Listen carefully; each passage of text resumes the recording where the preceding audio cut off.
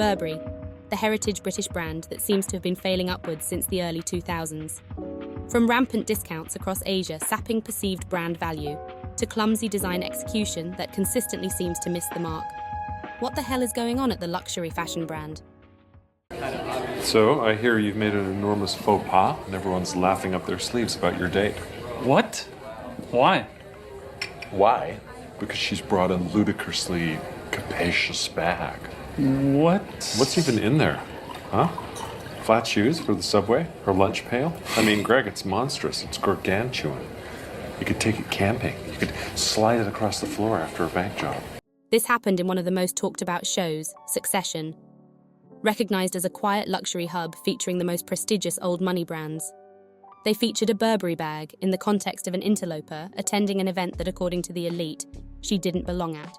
So here we had a Burberry handbag, depicted as an object of ridicule, a stunning reflection of how this once classic and highly prestigious brand has lost a lot of that status. Again, because this isn't the first time the brand has struggled with its reputation and perceived value.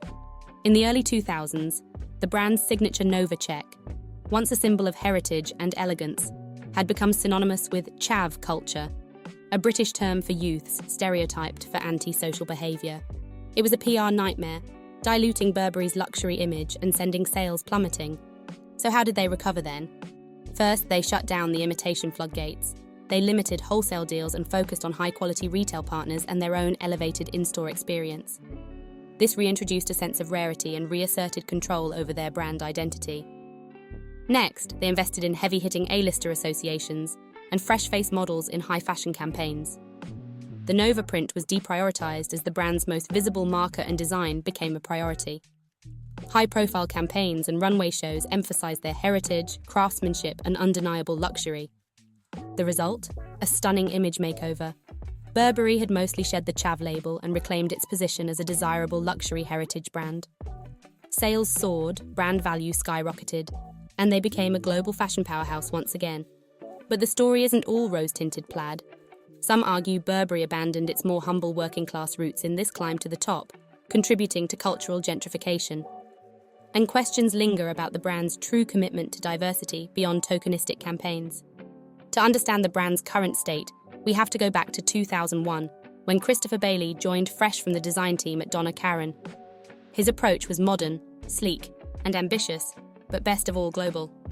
Christopher Bailey's name is synonymous with the revival of Burberry. From a young Yorkshire designer to the brand's first non-family president and chief creative officer, Bailey's 17-year journey at Burberry is a story of audacious reinvention, commercial success, and ultimately a bittersweet farewell. In 2001, Burberry was a heritage brand, struggling with an outdated image and declining sales. Bailey impressed with his modern yet respectful interpretations of Burberry's classic codes. He was celebrated for modernizing the iconic trench coat. Bailey breathed new life into the brand's cornerstone garment. He introduced lighter fabrics, contemporary cuts, and playful details, making it relevant for a new generation. Bailey was also a digital pioneer in the luxury fashion industry. He launched Burberry's online store, embraced social media, and even live-streamed runway shows, democratizing access to the brand and engaging a younger audience. Under Bailey's leadership, Burberry's revenue tripled, reaching £2.5 billion in 2014.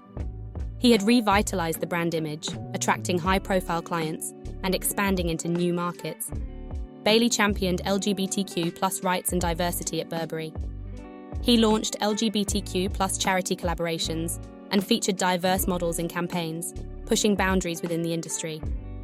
Bailey's designs were praised for their sophisticated yet playful aesthetic.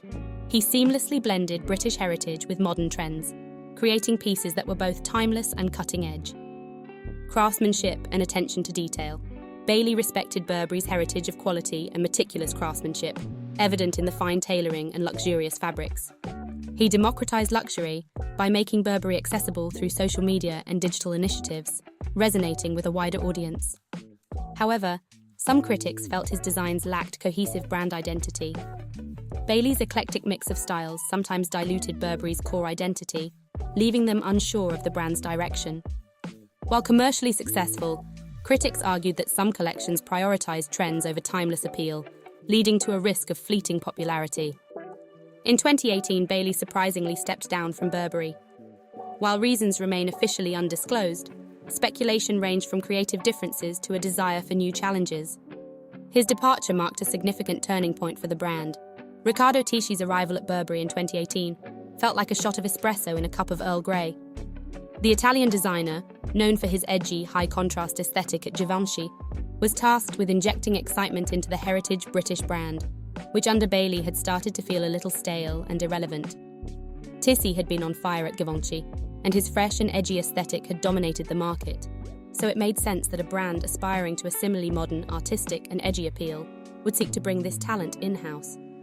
Tisci's 5-year tenure was a whirlwind of daring designs, boundary-pushing campaigns, and ultimately, another unexpected departure. Tisci reimagined Burberry's classics with louder themes, graphic copy, embellishments, and juxtaposing materials. Tisci was bold in how he approached the brand's classics, reinventing for a new generation, a younger market. This instantly divided opinions, but undeniably re-energized the brand's image. He blurred the lines between genders, introducing fluid silhouettes and unisex garments. This progressive approach resonated with a younger generation and challenged traditional notions of masculinity and femininity within the fashion industry. Inclusivity was at the heart of Tisci's Burberry. His campaigns featured models of diverse ethnicities, genders, and body types, sending a powerful message of acceptance and representation. Tisci partnered with Vivienne Westwood and musician A$AP Nast and Supreme, further blurring the lines between fashion and art and cementing Burberry's place in the cultural conversation.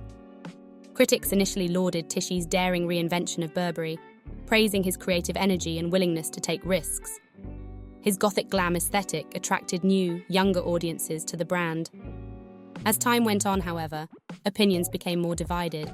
Some continued to admire Tisci's boldness and innovation, while others felt his designs were too far removed from Burberry's core identity, lacking the classic elegance the brand was known for.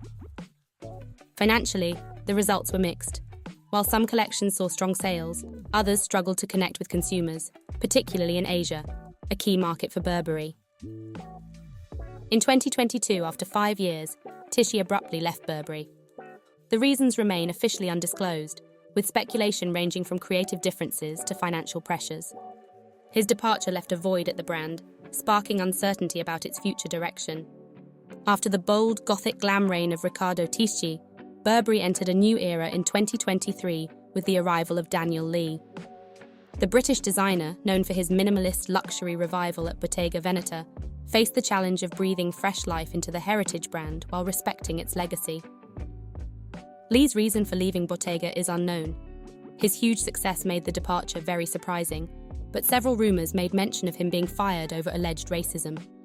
Despite this, Burberry welcomed the Midas touch that had turned Bottega from a flailing, forgotten Italian brand into the accessories powerhouse it has now become. Lee's fashion journey began at Central St. Martin's, where he honed his skills under the tutelage of Sarah Burton. He swiftly rose through the ranks at Celine under Phoebe Philo, before his transformative tenure at Bottega Veneta. There, he revitalized the brand with his signature approach: elevated, tactile materials, bold colors, and unexpected silhouettes. This expertise in luxury revival made him a compelling choice for Burberry. The hype around Lee's appointment would have been almost impossible to live up to for any designer. What he had done at Bottega had created expectations that he'd quickly do the same, specifically in the accessories department for Burberry. The key difference, however, is that Burberry has never been an accessories house. Their heritage lies in the invention of gabardine, a highly functional and tactical material used in sports and outdoor work. Thomas Burberry's mission was to develop exceptionally functional materials and garments. The brand has come a long way from that initial vision, and that original DNA is hard to spot right now. Lee, just like his predecessors, redefined Burberry's iconic codes. The trench coat received a softer update, while the tartan reappeared in unexpected ways, like draped dresses and sleek accessories. These reinterpretations were sometimes loved and other times hated. Critics felt that they were poorly executed design risks. Burberry's financial ambitions have always driven the company. The appetite for more profit over design may have caused Bailey's departure years before, but the price hikes in the new collection seem like a major mismatch for shoppers. Burberry's new pricing puts them in competition with Chanel, Bottega, and even Hermès in some cases. This is a problem for the brand. Lee has tried to inject some sensuality into Burberry's traditionally conservative aesthetic. Fluid, feminine silhouettes and rich textures have added a touch of luxury romance, But is this what Burberry is about? Is that what the luxury consumer wants from the once practical, functional heritage house? Lee certainly hasn't forgotten the brand's roots. British heritage is in fact a major focus. The new rebrand was well received, featuring popular Brits, a new serif logo and the prawsome knight. The takeover of Norman's Cafe, a greasy spoon, received some backlash, with critics labelling the move as a working-class safari and a mockery of the real lives of working-class people. Simultaneously, the branding of London's Bond Street station was met with similar derision. Burberry's attempt to appear as connected to its working-class roots just highlighted how out of touch the fashion brand has become. Whilst critics lauded Lee's respectful yet refreshingly modern approach to Burberry, his focus on quality, subtle reinvention, and elevated sensuality resonated with many. Others have questioned the creative execution and direction of the brand. The challenges facing Burberry begin with the fact that the brand has never been more disconnected from its heritage roots. Brands that do well always remain deeply connected to, referencing, and being defined by their house values and core principles. Burberry's story begins not in opulent fashion houses, but in Basingstoke, England, catering to the practical needs of working-class people. Its founder, Thomas Burberry, created weatherproof coats for farmers, soldiers, and explorers, garments built for functionality, not luxury. The iconic tartan lining, the Nova check, was initially used as an inner lining, not a flamboyant display. This is tough for a brand like Burberry, founded on the concept of practical functional wear. Today's brands that have those values look like North Face and Barbour, or maybe if we're thinking luxury Belstaff or Moncler. They don't look like Burberry. This isn't to say that the brand needs to pivot into puffer jackets and stick only to functional garment creation, but making frivolous and downright impractical garments with no real reference to this heritage feels like a lie. The consumer can't connect to the truth, and the brand's positioning feels off. You can see how profit is driving the choice for the brand to conquer the accessories market, despite this not being a market where the brand resonates with its consumers the best. Instead of digging deep into their true DNA and letting creativity drive the process, Burberry is tackling the accessories space in the name of profits, and doing it poorly. Notice that it was a Burberry handbag that was ridiculed in succession, not a trench. No one could ever or would ever ridicule the validity of Burberry outerwear.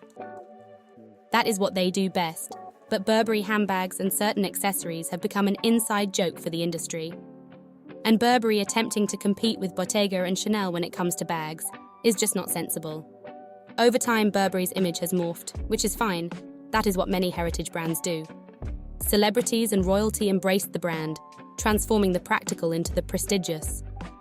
The Nova check became a symbol of wealth and exclusivity, adorning everything from scarves to handbags. However, this shift alienated the working-class base, leaving Burberry accused of abandoning its roots in pursuit of posh profits. But the disconnect goes beyond a simple class divide. British identity is multifaceted, a tapestry woven from diverse threads of history, ethnicity, and regional variations. Burberry's current designs, often rooted in a romanticised image of rural England, fail to capture this complexity. They risk perpetuating a narrow and outdated vision of Britishness, one that excludes the vibrant, multicultural reality of modern Britain. Recent attempts to recapture the working-class spirit have backfired. The Burberry Street takeover of London's Bond Street station felt inauthentic and appropriative, drawing criticism for its disconnect from the daily lives of working-class Londoners. The brand worked hard to shake off any working-class associations back in the Chav era, and now casually wants to dip its toe for creative impact and social clout. This just feels gross. So how does Burberry reconnect with its British roots and resonate with contemporary themes? They need to move beyond the narrow and dated confines of upper-class Britishness and celebrate the multicultural tapestry of modern Britain, not just in ad campaigns but in their designs. They need to return to Burberry's practical roots, designing garments that speak to the brand's DNA. And they must go beyond superficial nostalgia and tell stories that capture the complexities and contradictions of British identity. Finding the right balance is crucial. Burberry can't simply slap a tartan print on a hoodie and call it working-class chic. It needs to engage in genuine dialogue, listen to diverse voices, and create designs that resonate with the multifaceted reality of Britain today. This, however, may not resonate with global audiences. It may miss the mark when profit margin goals demand that the brand package up quaint Britishness and sell it to Asia and America. This is the painful dichotomy for the brand because everything that makes it authentic, may also make it unpalatable to large groups of international consumers. But this did work once. Authenticity is what propelled Thomas Burberry's invention-driven brand to global heights. Reconnecting to this could be the changemaker. This could be what sees Burberry reclaim its spot, not as a retail company but as a leading voice in global fashion and a shining beacon of British design excellence. Burberry's journey is a microcosm of the challenges faced by many heritage brands struggling to stay relevant in a rapidly changing world. It's a challenging path, but one that, if navigated successfully, could lead to a brighter future for the iconic British brand. After all, a brand with such a deep-rooted history and cultural significance owes it to itself to get it right. Thank you so much for watching. You can find our podcast on Spotify, Apple and Amazon Music, and you can catch us on YouTube, TikTok and Instagram at Superlux Source. Please like, comment and subscribe. Until next time.